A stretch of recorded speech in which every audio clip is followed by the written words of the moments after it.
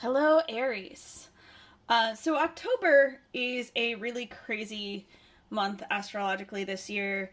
I will put some links in the description, so if you want to go and look at astrologers and people who know what they're talking about in that regard, you can head on over. I am a tarot reader, but I figured I was probably not the only one who could benefit from making some sense out of all of that, so I am doing this series aiming to get to everybody to look at mostly with the Sun and Venus going into Scorpio and the full moon.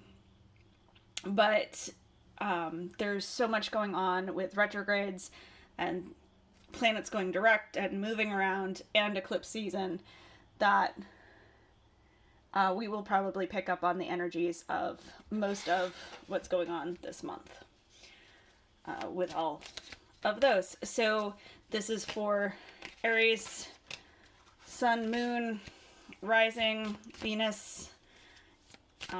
Keep in mind it is a general reading, and you may not resonate with this one, particularly if you have more of your energy in another sign.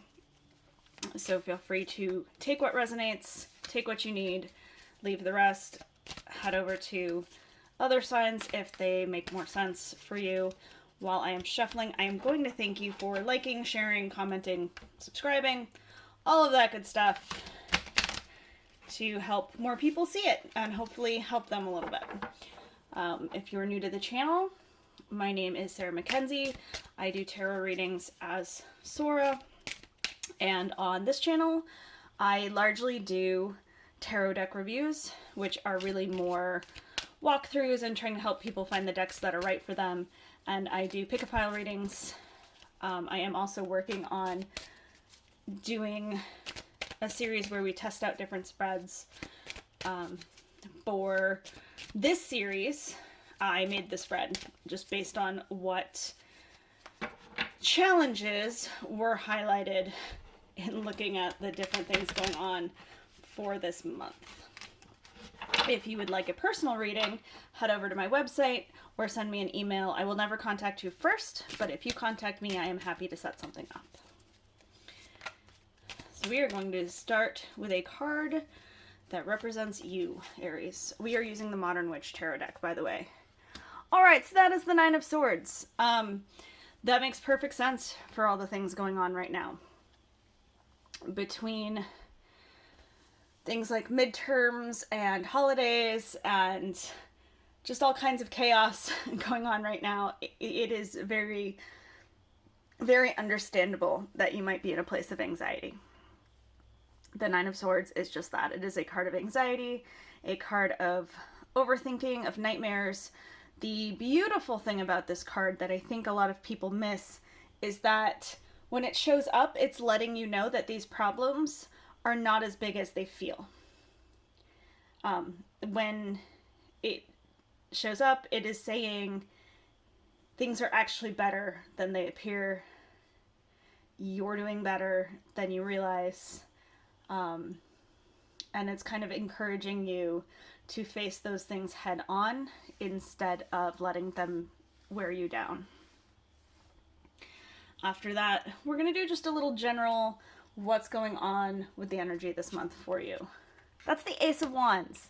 So that's exciting because it is the creative spark. It can also be the passionate spark, the new beginnings of a vision or even a relationship. If it is a relationship, it is usually more on the infatuation side, but that doesn't mean it can't work long term. It's just about that big, passionate beginning. It has also become my card of just create. I love these together because when I am overwhelmed and anxious, a lot of times I will draw the Ace of Wands, and it's that cue to work on the good things that I can put out in the world, and let those ideas help me solve the other parts. So it is saying to focus on what brings you joy, to focus on what gets you out of bed in the morning, and let that help you work through and bring those problems to a more realistic aspect. So next I wanted to look at what you should watch for.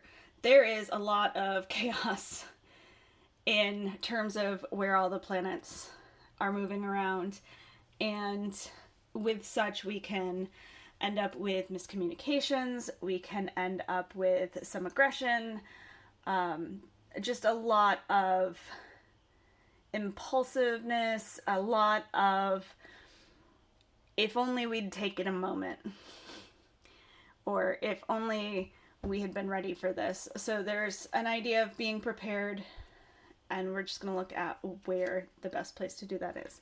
So that's the Ten of Wands. Always nice to see with the Ace. The Ten of Wands, if you were to look it up, you would get burden. And there is a burden aspect to it, but for me and my tradition, it's always been the hard work but worth it card. Yes, momentarily you have the weight of the world on your shoulders, but that is because you need all of those things. She needs all of those sticks to build what's coming next. The Wands, again, they're the fire element. They are the suit of vision. They are the suit of motivation. They are the suit of coming up with something, knowing what drives you, finding a purpose. Not necessarily your big purpose forever, but something to drive you. Putting it all together and going for it, and then achieving it. The Ten of Wands is a tough card because at this point everything is so heavy and you've been working for so long, but it's also a beautiful card because it's the card of dragging yourself across the finish line. It's the card of finally accomplishing that goal and being so proud of yourself, understanding that most people wouldn't have got there, but you will. The fire within you, Aries, is that fire within the Wands. So if you haven't accomplished that goal yet, just hold on. In terms of what to watch for, this can signal burnout. This can signal wanting to give up. This can signal being so close, but stepping back. So in terms of what to watch for, it is asking you to not let that anxiety make you give up. It's asking you to hold on a little bit longer so that you can really see the results and see that you will make it farther. And yes, there are probably people doing similar things all around that didn't make it, that aren't going to make it, that are going somewhere else now. But that's not you. The Ten of Wands is saying, don't let this be you. You've got better things to do. So next we're going to look at what needs to be healed. That is the Devil. The Devil is a card of anxiety as well. Similar to the Nine of Swords, because it is about the way we view our problems. I think of the Devil as the devils we make for ourselves. So in terms of things like anxiety, it's what are we obsessing about or what are we avoiding? To have this need to heal, that idea of having to face your fears directly, not obsessing, not hiding, not falling into bad habits or maladaptive coping mechanisms because it feels like it's all too much. With this Nine of Swords, says what really needs to be healed is how you see yourself, what doubts you have about yourself, getting rid of those limiting beliefs, getting rid of the things that will keep you from getting yourself across that finish line. I'm not going to lie, this isn't an easy spread. This isn't an easy way of doing things. But you're Aries. As an Aries Rising, I feel like doing things the easy way isn't really your style, right? But you definitely need to heal any sort of imposter syndrome, any sort of I can'ts, any sort of what ifs, and just keep driving yourself forward. Now, finally, in terms of the spread, we'll actually grab a couple more, but in terms of the spread, I have where should I pause before jumping in? Back to that idea of things like miscommunication, back to knowing what needs to be healed so we're not jumping and doing things we're not supposed to, back to what to watch for, what to be on the lookout for. This all comes back to the same idea of challenges and miscommunications and being essentially easily triggered right now. Where do we need to take that breath? This is the Strength card. So Strength is Leo, fellow fire sign, but it is not about physical strength. You see how calm the lion is around her. Strength is about strength of character. So often you see she's reaching into the lion's mouth. That is because she's helping.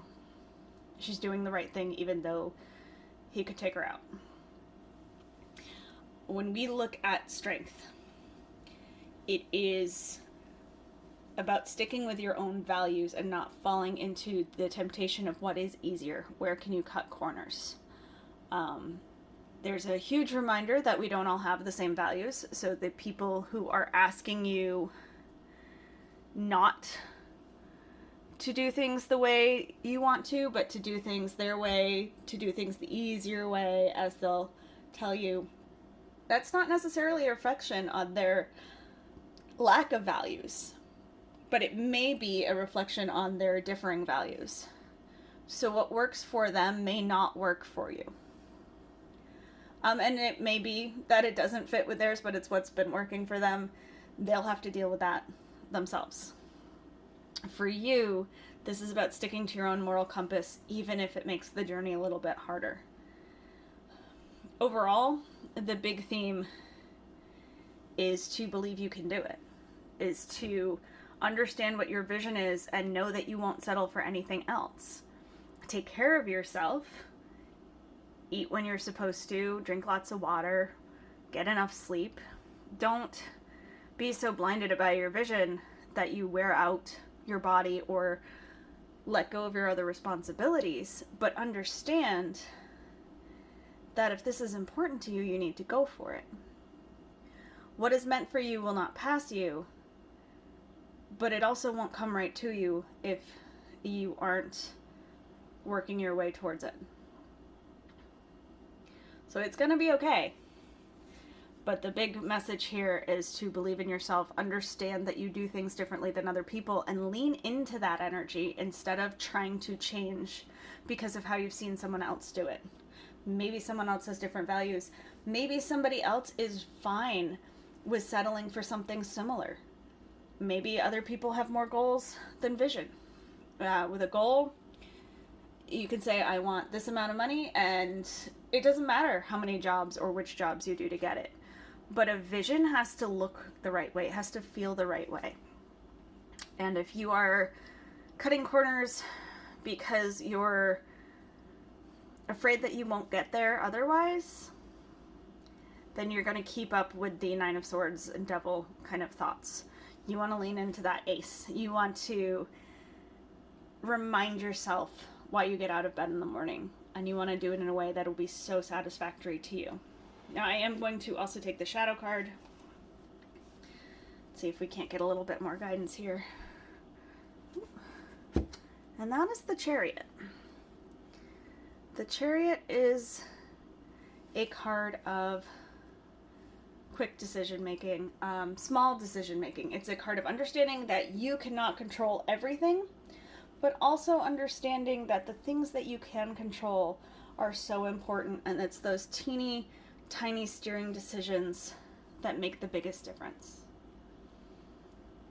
One step at a time, even if it is one very heavy step at a time. You will get there. You will get through this retrograde season and this everything going direct and everything, all of the craziness. Let that full moon on the 25th help you to fully achieve or to fully realize what it is you're looking for, and then go for it. Thank you so much.